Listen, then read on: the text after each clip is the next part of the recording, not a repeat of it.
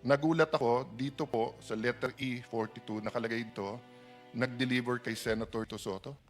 Anong dineliver nyo? Pera? Pera po. Alam mo magkano? Large po, malaki. Large. Ang large usually ang laman ay... 40 to 70 po. So ilan ang dineliver? Mga 40 to 70 po yung So laman isang po. maletang. 5 po, 5. 5 maleta na tig Opo. 40.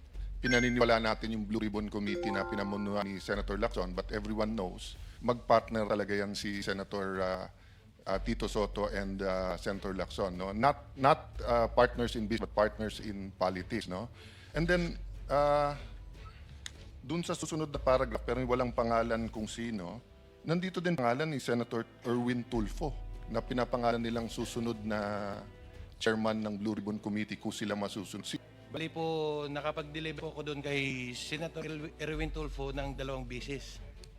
Yung una po, 2 maleta, tapos yung pangalawa po, 6. So Chairman, can specific question bago nyo ikwento lahat, with your permission. So first muna dun sa possible na mga taga-ICC, si Senator Amy nung siya ang nag-chair nung Foreign Affairs Committee, you actually monitored some of them here. So mamaya kung pwede pagtagpi natin yung dates and then we can get the names kasi I think it would be important for the credibility of the ICC kung masubmit natin sa kanila sino-sino mga to, ano nangyari. Kasi parang simple lang sa parati na invento lang yan eh. But again, may resibo, sundan natin. Number 2, Mr. Chairman, before we go to that general question na pag-deliver, kanina nakilala na natin po si Sergeant Tube. Yes. Sino si Bulon Tate? Sir? Tapos Orbilio? Yeah. So sir, kayo yung nakalagay dito kasi I'll just give the context. No? Nung February pa dapat magpapalitan ng Senate President. At dapat to napunta kay Senator Loren Legarda. Pero nakanggap kami ng matawag at dun sinasabi, hindi maaaresto si Senator Jinggoy, hindi magkakakaso, huwag siyang sumama. Narinig ko mismo yung conversation. Pero may kasama pa kasi kami isang senador na siya din ang nag-decide na wag nang ituloy yung papalitan.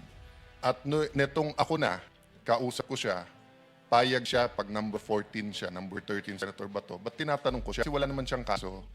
So tinatanong ko siya na, Sen, bro, wala ka namang kaso eh, bakit ka tinatakot? Tapos sabi nga niya na, kita mo naman sa Bribon eh, banggitin ka lang, patay ka na. At etong ginagawa nila Senator Lacson, SP Soto, mabigat. So ang kinatatakot din niya, wala naman siyang kaso, wala naman. I can back up this, what I'm saying. But nagulat ako dito po sa letter E42, nakalagay ito, nag-deliver kay Senator Tosoto. Pwede nyo bang i-verify? Totoo po ito, ay kwento nyo yung circumstance. Yes, Your Honor. Sige, sir. Yung time na yan, Your Honor, advance team kami, Your Honor. Nauna kami sa area kasi in-advance na kami ng team leader namin na nag-proceed na sa building ni Tito Soto sa Baclaran. So, after lunch, nandun na po kami aboard. Ngayon, nag-aray kami na dumating sila ni Boss Saldi. Pero na dumating la, ngayon, na okay na yung area, nariko na namin. Pagdating nila, ako nag-guide po dun sa baba.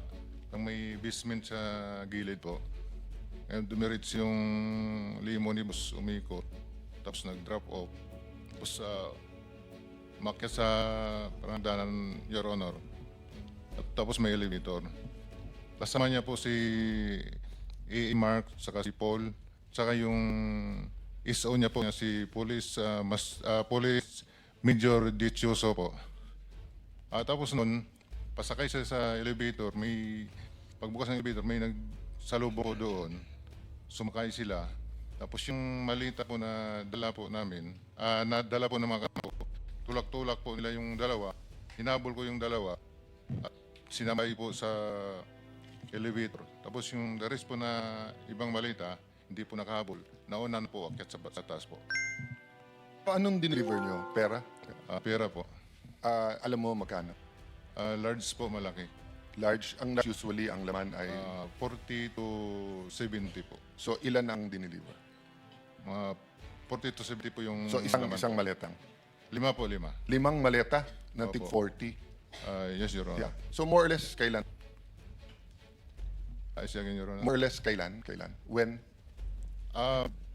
Year 2024 po, bago mag... Campaign period. Yes po. Okay. So, kaya ako to tinatanong dahil mabigat sa akin to dahil nga pinaniniwala natin yung Blue Ribbon Committee na pinamunuan ni Senator Lacson, but everyone knows magpartner talaga yan si Senator Tito Soto and Senator Lacson, no? Not partners in business but partners in politics, no? And then dun sa susunod na paragraph pero walang pangalan kung sino, nandito din pangalan ni Senator Erwin Tulfo na pinapangalan nilang susunod na chairman ng Blue Ribbon Committee kung sila masusunod. Sinong may alam nito? Dito po si... So, babalikan kita, sir, ha, dun sa details kay Senator Soto. Kay Senator Tulfo. Ano Magandang umaga po yun. Ako po yung involved doon kay Senator Erwin Tulfo. Sir, pangalan tapos pakikwento na lang yung circumstance. Ako po, sir, si Bernard Gumban. Bali po, nakapag-deliver po ako doon kay Senator Erwin Tulfo ng 2 beses. Yung una po, 2 maleta, tapos yung pangalawa po, 6. Ano yung dong maleta? Anong size? Maliit lang po, small tsaka medium siguro. Small. Ano ulit laman ng small? Nasa 20 to 25, Okay, and then medium. yung po. Medium ata yung 20 to 25, no? Tama ba? Maliit po. Yung small po, Okay, tapos yung medium. nasa 40 to 50. Okay, so ang dineliver mo is from 60 to 70. Okay. Tapos yung pangalawang beses po, Your Honor, 6 na mali na po. 6 na gano'ng kalaki? Halo-halo po. Halo-halo na. Opo, Your So, Honor. even assuming small lahat, kung 6 sa 25, at least 150, no? At least. Oo. Yes, Saan ang first at saan yung second delivery? Dito sa may bahay niya po, Your Honor, dito sa Green Hills. Green Hills. Paano nyo alam na bahay? Tinanong ko po si Mark Tiksay. Sabi ko, Boss Mark, kaninong bahay po ba yun? Sabi niya kay Senator Erwin.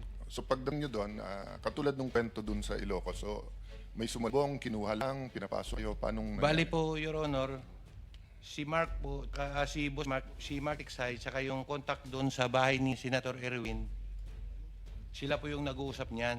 Tapos pagdating po doon sa bahay, ibababa po namin yung mga malita, tapos ihatid doon sa loob. Yung nagre-receive na po yung si Boss Mark na po, saka yung nagre-receive yung bala.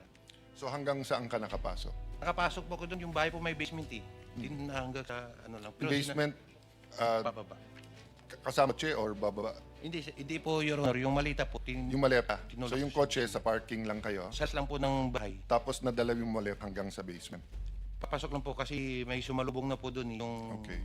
ano So po kung yun? halimbawa dadaan dun sa mga lugar na sinasabi nyo, matuturo nyo na ito yung bahay tapos Yes, Your masasabi nyo Honor. dito yung basement. Yes, sir. Yes, sir. Third lang,